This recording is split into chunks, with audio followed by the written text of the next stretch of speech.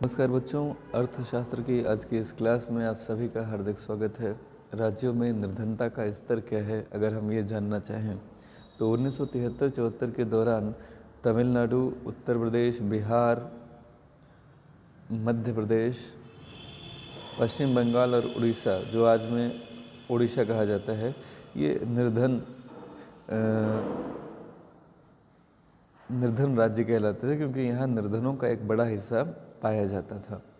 2012 के पश्चात ये देखा गया कि इसमें कुछ गिरावट आई है। फिर भी 4 राज्य उड़ीसा, मध्य प्रदेश, बिहार और उत्तर प्रदेश में निर्धनता का स्तर जो है वह राष्ट्रीय निर्धनता स्तर के काफ़ी ऊपर है। यानी कि औसत रूप से जो निर्धनता का स्तर है इन राज्यों में उससे भी ज़्यादा निर्धनता देखी गई है।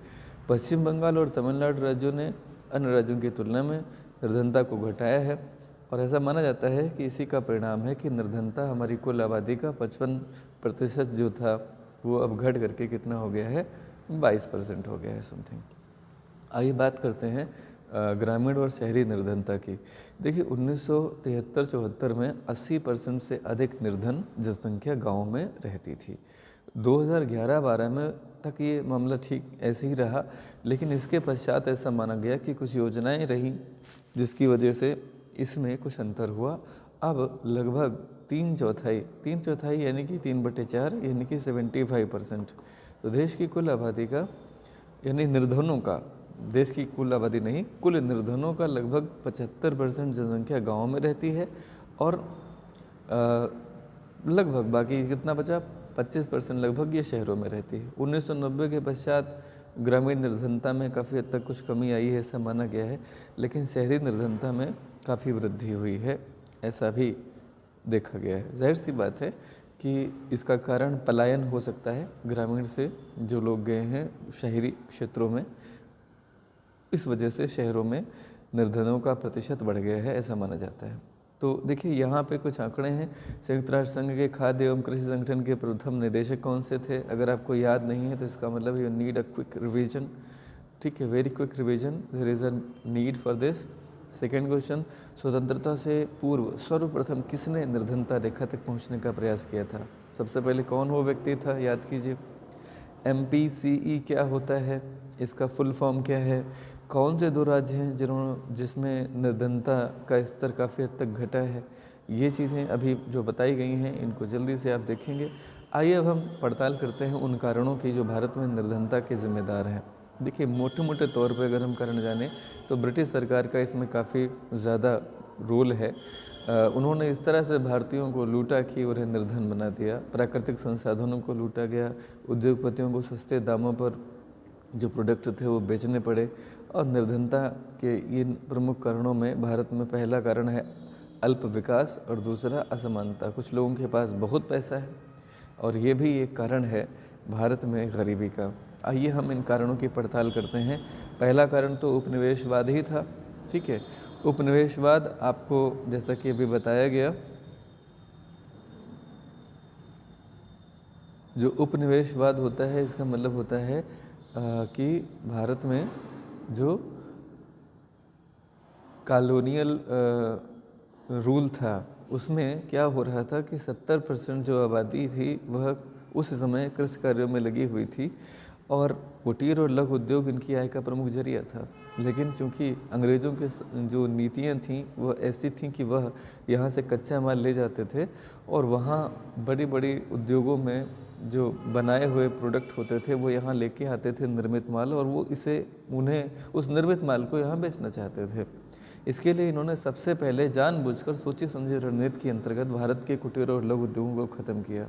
दुष्परिणाम ये हुआ कि यहाँ के लोग बेरोजगार होते चले गए और अल्टीमेटली गरीबी के जाल में फंसते चले गए।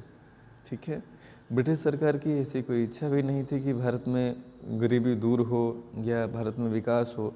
उनका उद्देश्य सिर्फ इतना था, वो व्यापारी थे, व्यापार करने आए थे, जैसे लाभ हो सकता था वो उनकी नीति थी, उन्होंने लाभ कमाया। तो कुल मिलाकर के भारत में कुटीर और लघु उद्योगों का जो अवहेलना की गई, जो उनका अनदेखा किया गया, यूँ ही कह सकते हैं कि उन्हें एक तरह से ख़त्म करने की साजिश की गई। तो इसी की वजह से भारत में बेरोजगारी और फिर गरीबी आ गई। अल्प विकास से तात्पर्य होता है कि जो है भारत में जितनी तेज़ी से जनसंख्या बढ़ी उतनी तेज़ी से विकास नहीं हो पाया। इसी वजह से निर्धनता बढ़ती चली गई है। महालनोबिस समिति का स्पष्ट मत था कि निर्धनता व आय के निम्न स्तरों का एक मुख्य कारण है अपर्याप्त आर्थिक विकास। ये आर्थिक विकास हुआ तो है, लेकिन अपर्याप्त क्यों है? क्योंकि जनसंख्या जिस गति से बढ़ रही है उस गति से ये अपर्याप्त था। जनसंख्या में वृद्धि एक अगला कारण है ही। जाहिर सी बात है कि अगर किसी की आय 1 लाख हो और उसके घर में 2 बच्चे हों पालन पोषण के लिए, तो जाहिर सी बात है कि वह उनका पालन पोषण जैसा करेगा वैसा पालन पोषण 1 लाख की उसी आय पर जिसके यहाँ 10 बच्चे हैं वो नहीं कर सकेगा। ठीक है, तो यही कारण है कि हमारे देश में जनसंख्या जो है ये जब बढ़ती जा रही है तो गरीबी भी बढ़ती है, क्योंकि प्रति व्यक्ति आय या प्रति व्यक्ति उपभोग वे जो होते हैं वह देश के कुल उपभोग टोटल कंजम्पशन या टोटल जो नेशनल इनकम होती है उससे देश की जनसंख्या को डिवाइड करके निकालते हैं। जनसंख्या ज़्यादा है तो प्रति व्यक्ति आय और प्रति व्यक्ति व्यय कम हो जाते हैं, और यही निर्धनता को बढ़ाने जैसे इसी वजह से ज़्यादातर लोग निर्धनता रेखा के नीचे नज़र आते हैं। ठीक है, बेरोजगारी में वृद्धि, जैसा कि आपने अभी जाना, भारत में अभी भी अधिकांश लोग कृषि कार्यों में लगे हुए हैं और कृषि हमारे यहाँ मानसून पर निर्भर करती है। कृषि अब बहुत ज़्यादा बची भी नहीं है लोगों के पास, तो ऐसी स्थिति में अधिकांश लोग जहाँ पे 4 लोगों की आवश्यकता है वहाँ पे 14 लोग काम कर रहे हैं, तो ये अदृश्य बेरोजगारी है एक तरह की, और इसीलिए इनकी आय का स्तर कमज़ोर होता है और लोग गरीब होते हैं। देश में आय नहीं है ऐसा तो नहीं है, क्योंकि देश की जब एशिया के अमीरों की सूची बनती है तो उसमें एक व्यक्ति टॉप पर होता है, वो भारत से ही होता है। तो आय की कमी है ऐसा तो नहीं है, लेकिन गरीबी का एक प्रमुख कारण है आय की असमानता। कुछ लोग बहुत अमीर हैं और कुछ लोग इसी वजह से काफ़ी हद तक बहुत गरीब हैं। ग्रामीण ऋणग्रस्तता, गाँव में लोगों के पास बीज, खादों, पानी लगाने के लिए जब अचानक से पैसा चाहिए होता है तो उनको सेठ साहूकारों के अलावा और कोई नहीं मिलता उधार देने के लिए, और वह उन्हें काफ़ी महंगे ब्याज दरों पर ऋण देते हैं, और जिसकी वजह से वह ऋणग्रस्त होते चले जाते हैं। ऋणग्रस्तता अपने आप में एक गरीबी का प्रमुख कारण है ग्रामीण क्षेत्रों में। असमान विकास, ऐसे बहुत सारे राज्य हैं जो बिल्कुल अविकसित हैं और ऐसे बहुत सारे राज्य हैं जो काफ़ी विकसित हो चुके हैं। कुछ बड़े राज्य जैसे उत्तर प्रदेश अगर देखें तो ये पश्चिमी और पूर्वी हिस्सों में बढ़ चुके हैं। पश्चिमी उत्तर प्रदेश काफ़ी विकसित माना जाता है और पूर्वी उत्तर प्रदेश अभी भी काफ़ी पिछड़ा हुआ माना जाता है। तो कहीं ना कहीं देश में असमान विकास भी गरीबों के अभी भी बने रहने का एक प्रमुख कारण है, क्योंकि जहाँ पे विकास नहीं होगा वहाँ के लोग रोज़गार के लिए कहीं ना कहीं तरसेंगे और फिर गरीब रह जाएंगे। कृषि में अनिश्चितता, हम सभी लोग जानते हैं कि अभी भी भारत में जो हमारी अधिकांश कृषि है वह मानसून पर आधारित है, और 70% लोग जो है ब्रिटिश शासन की अवधि में भारतीय कृषि पर निर्धारित थे। इकोनॉमिक सर्वे 2021 जो आया उसके अनुसार 54.6% लोग अभी भी कृषि पर आधारित हैं। आप समझ सकते हैं। खैर उस समय की अगर हम बात करें तो उस समय 70% थे, अब 54.6% लोग कृषि कार्यों में लगे हुए हैं। चूँकि कृषि में अभी भी अनिश्चितता है, अभी भी सिंचाई के पर्याप्त साधन, कैनाल्स और नलकूप हर खेत तक नहीं पहुंच पाए। लगभग 65% माना जाता है ऐसा कि लगभग 65% खेत अभी भी मानसून पर निर्भर करते हैं। आप अनुमान लगा सकते हैं। तो ऐसी स्थिति में अगर मौसम प्रतिकूल हो जाए तो किसानों को हानि होती है और फिर उससे निकलना उनके लिए संभव नहीं हो पाता है। प्राकृतिक प्रकोप, अकाल, भूकंप, सूखा, अनावृष्टि, अतिवृष्टि, ये सब भी कारण हैं भारत में, क्योंकि ये पर्याप्त मात्रा में आते ही रहते हैं, और इसकी वजह से भी जो निर्बल व्यक्ति हैं वो निर्धन होते चले जाते हैं। सामाजिक कारण क्या है? अशिक्षा, अज्ञानता, अंधविश्वास, रूढ़िवादिता। इसके कारण जो व्यक्ति जन्म लेता है गरीब होता है और मानसिकता की वजह से आगे भी गरीब ही रहता है, उससे आगे नहीं निकल पाता। ठीक है, क्योंकि बहुत सारे कारण ऐसे होते हैं, अशिक्षा, अज्ञानता, अंधविश्वास, रूढ़ियों की वजह से, जिसकी वजह से ये गरीब जन जो हैं ये मजबूर होते हैं कुछ अनुत्पादक व्यय करने के लिए। यानी कि ऐसे व्यय करते हैं, ऐसे खर्चे करते हैं जिनके लिए इन्हें कर्जा भी लेना पड़े तो लेंगे। जैसे किसी से मान लिया, किसी जानवर, जैसे मान लेते हैं कि किसी से गाय की मृत्यु हो गई, या मान लिया किसी से बिल्ली की मृत्यु हो गई, अब गांव के किसी पंडित जी ने कहा कि आपको सोने की बिल्ली दान करनी पड़ेगी, तो हाथ जोड़ेगा कि नहीं साहब ऐसा जुर्म मत कीजिए, सोने की बिल्ली कहाँ से लेके आएंगे। तो कहेगा तो चांदी की बिल्ली से तो कम से कम चलेगा ही नहीं। बिना चांदी की बिल्ली दान किए किसी अच्छे ब्राह्मण को, ठीक है, बिना चांदी की बिल्ली दान किए तुम्हें स्वर्ग मिलेगा ही नहीं, तुम्हें मोक्ष नहीं मिलेगा, भूत प्रेत बन के भटकोगे। अब बताओ ये रूढ़वादिता है। बेचारा क्या करता है, कर्जा लेता है, चांदी की बिल्ली पंडित जी के पास चली जाती है और वो हमेशा के लिए गरीब होने के लिए अभिशप्त हो जाता है। तो ये सामाजिक कारण भी हैं, रूढ़वादिता, अंधविश्वास, अज्ञानता, अशिक्षा, इसका प्रमुख कारण है इन सारी बातों पर विश्वास करने का। ठीक है, दुर्बल आर्थिक और व्यापारिक संस्थाएं जो हैं, अगर हम इनकी बात करें, जस्ट अ सेकेंड, यस, तो दुर्बल आर्थिक और व्यापारिक संस्थाएं, यहाँ पे जो हमारा बैंकिंग सिस्टम है, आर्थिक संस्थाएं यानी कि बैंकिंग सिस्टम, व्यापारिक संस्थाएं यानी कि व्यापार को संभालने वाली जो संस्थाएं हैं, जब बैंकिंग सिस्टम कमज़ोर होगा, दुर्बल होगा, तो व्यापारिक संस्थाएं भी दुर्बल होंगी, क्योंकि व्यापार को चाहिए क्या, पैसा। पैसा कहाँ से मिलेगा, बैंक से मिलेंगे। बैंक ऑलरेडी दुर्बल है। बैंक इसलिए दुर्बल है क्योंकि यहाँ के लोग जो हैं वह उतने अमीर नहीं है कि वो बैंकों में ढेर सारा पैसा जमा कर सकें। तो अगर डिपॉजिट कम है तो बैंक दुर्बल है, क्योंकि वह उतना ज़्यादा ऋण देने के लिए उनके पास पैसा ही नहीं है। ठीक है, तो दुर्बल आर्थिक संस्थाएं हैं, एक तो उनके पास डिपॉजिट्स कम है इस वजह से, और दूसरा वहाँ पे अभी भी इंफ्रास्ट्रक्चर उतना सुदृढ़ नहीं है, वहाँ के जो वर्क कल्चर है वो उतना गुणवत्तापरक नहीं है कि सेवा इतनी अच्छी हो सके कि जो संसाधन उपलब्ध हैं कम से कम उनका सदुपयोग हो करके वह किसानों और गरीबों तक ऋण पहुंचाने का कार्य कर सके। तो ये दुर्बल आर्थिक और व्यापारिक संस्थाएं भारत में लोगों की गरीबी का एक और कारण है। भ्रष्टाचार तो हर कारणों की जड़ है। भ्रष्टाचार के कारण निर्धनों के उत्थान में लगने वाला पैसा जो मीडिएटर्स होते हैं, दलाल कह लीजिए, उनके बीच में चला जाता है। पता है आपको, आज भी अगर कोई किसान कोई ग्रीन कार्ड बनवाता है और उधार लेना चाहता है, ग्रीन कार्ड वह योजना है जिसके अंतर्गत किसान अगर अपनी ज़मीन के कागजात लगाता है तो उसे कम ब्याज दर पे लोन मिल जाता है। तो वो लोन अगर किसी ने 1 लाख का लोन लेना है तो उसमें जो मैनेजर महोदय बैठे हुए हैं उनको 10% का कट चाहिए। कट समझते हो, कमीशन चाहिए। अब ये 10% तो मैनेजर साहब की जेब में जा रहा है, उसको कितना मिल रहा है, 90,000। उसे लौटाना कितना पड़ेगा, 1 लाख प्लस इंटरेस्ट। आप सोचिए ज़रा, इस देश के लोग कैसे निर्धन न बने रहें। भ्रष्टाचार, ये मैंने एक उदाहरण आपको बताया है। सारे मैनेजर ऐसा करते हों ऐसा तो नहीं है, लेकिन सारे नहीं करते हैं ऐसा भी नहीं है। इसलिए, और चूँकि मैं स्वयं एक गांव से बिलोंग करता हूं तो ये तो मैं प्रत्यक्षदर्शी हूं इस चीज़ का, और इसलिए मैं आपसे ये बात बता रहा हूँ। आई हैव नेम्स, मैं नेम भी बता सकता हूँ, लेकिन उसकी ज़रूरत नहीं है यहाँ पे। औद्योगिक विकास का अभाव, भारत में औद्योगिक विकास की दर आज भी अन्य देशों के मुकाबले काफ़ी कम है। पास के देश चाइना से अगर मुकाबला करें, तुलना करें तो बहुत कम है।